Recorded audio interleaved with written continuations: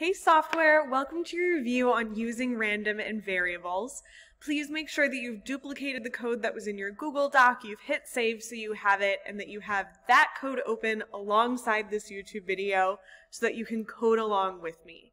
Now in this video we are going to practice just using random and figuring out what random does, and then we are also going to practice making and using variables in our code, which are two really important skills for us.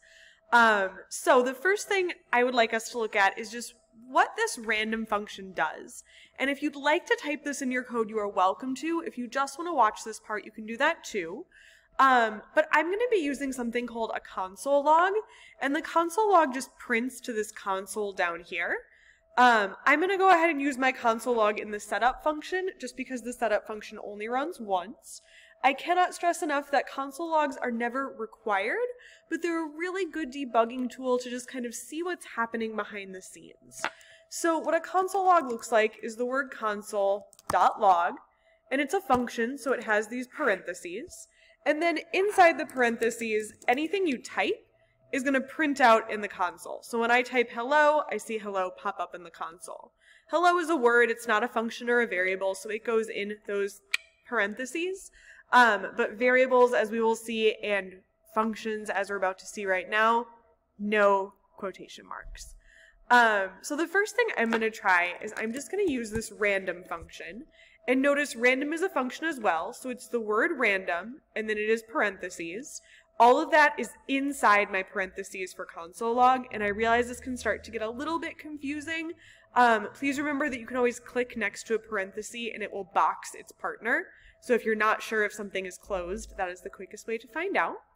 And then in this box, I have to give random a value. So random works a few different ways. I can give it just one number, so I might give it the number 10.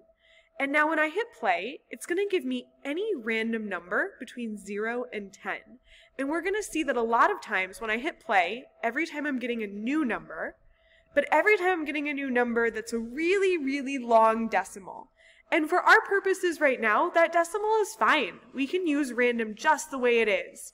If we don't like the decimal, we can turn it into an integer, which remember are negative numbers, 0, and whole numbers, by writing the word int in front of random, and then wrapping my whole random function up in parentheses. So now I've added these parentheses. Now I have 3 parentheses at the end. I have a set for my console log, I have a set for random, and I have a set for my int function. And I can see that as I click next to all of them. And now if I hit play, I only get nice whole numbers in this case. Again, doesn't matter if you want to use int or not. I'm just showing you so that you guys can see. Random has the option of taking in either one number, in which case it will always give you 0 to that number, or 2 numbers, in which case it will give you a range of values. So maybe I want to pick random numbers, but only between 50 and 100. If I type 50, 100, I will now get random numbers that are only between 50 and 100. So I got 56, I got 65, I got 64, I got 92. I should never get numbers lower than 50 or higher than 100 in this example. So I want you to just kind of hold all of that in your brain. I'm going to go ahead and comment this out, because we are going to use this random function to give value to a variable, and then we are going to put this variable into our program.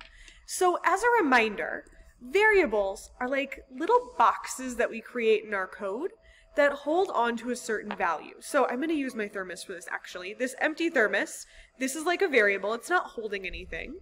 I can put things inside of it and it will hold on to that value, and I am eventually going to be able to take things out and put things back in. So to create my variable, we generally have 3 steps. Our first step is to do something that we call declaration of a variable, and this is when I teach the computer to use that word as a variable.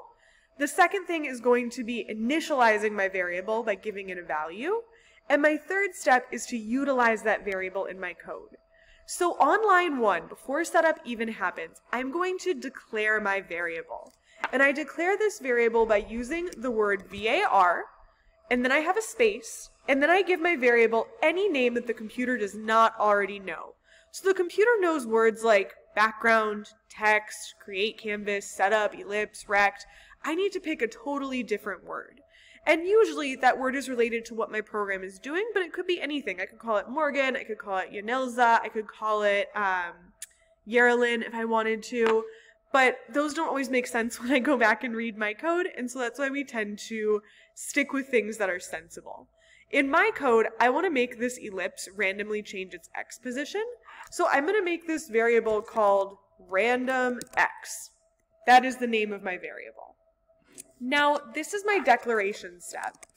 I've declared the variable name.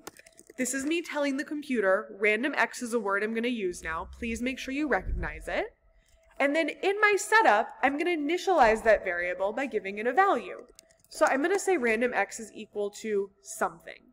And this could be a number. I could say that random x is equal to 200. And then anywhere I use random x, it will hold the value 200. So right now, if I go down to this circle and I put random x in place for the x value and hit play, nothing has changed. But if I adjust this value to say 50, you're going to see that circle has moved over to 50 because now this variable, whatever number I put inside of it, is now what is being substituted in this place.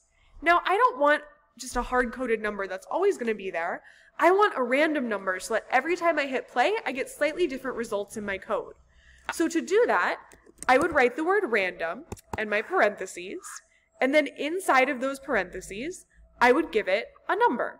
So if I wanted this circle to be able to move anywhere between 0, which is this edge of my canvas, and 200, which is the center of my canvas where it is now, I could just type the number 200.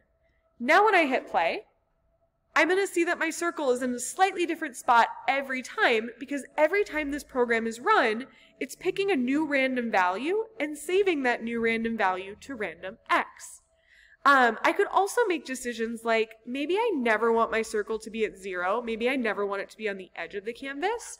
Maybe I want it to go between 50 and 200. So I would put 50, 200. And now I have a much smaller range where my circle can move between. It's still moving, but it's a much more subtle movement now, and I'm never going to see it go all the way over here where the x values are less than 50. So that is our basic usage of random. Now, I'm going to explain the directions, and then I'm going to show you one crazy thing you can do with random. In your task, you guys are given different shapes, and you are told to make new variables and give each new variable a random value before using it in your code. So in this task 1, for example, you have a rectangle, and I want its width, which is this 100 number, to change randomly every time the program is run. You would need to create a new variable up the top here. So on a new line, you would say var and give it a name. You would initialize it, which is this step here, initialize with value in your setup, and then you would utilize that variable by plugging it in the correct spot, just like we plugged random x into the correct spot in our ellipse. So you have 5 tasks. That means you will need to create, initialize, and use 5 variables. Now, before I send you away, I am going to show you a crazy thing that you can experiment with random. If you have a history of epilepsy, I would recommend that you pause this video and just turn it off and leave right now, because we are going to see some flashing images that can be really triggering. If that is not something that applies to you, you don't need to worry about it, okay? We are currently declaring our random value in setup because the setup function just runs one time. The draw function runs on a loop forever. And if we were to declare our variable in the draw function, which right now I've commented it out in setup, I've copied it, and I'm just going to paste it into the draw function, every time the draw function runs, it's going to pick a new random value for random x. Now, this might sound interesting, but the draw function runs about 60 times per second, which is really, really fast. So when you hit play like this, you end up with these crazy flashing results. And for some of us, we might think this is a cool effect and we might enjoy it. For some of us, it might make us kind of sick and nauseous. So I'm going to recommend that if you want to play with that, you play with it a little bit later. And for right now, you are always declaring your variables up top and initializing them in setup instead of in draw, so that you have things that are different every time you hit play, but that are not flashing and crazy. If you want to try and get more control over the flashing craziness, you are welcome to come to Lab Lounge hours and I will talk to you all about it. Let me know if you have any questions. I'm excited to see what you guys do with random. Bye.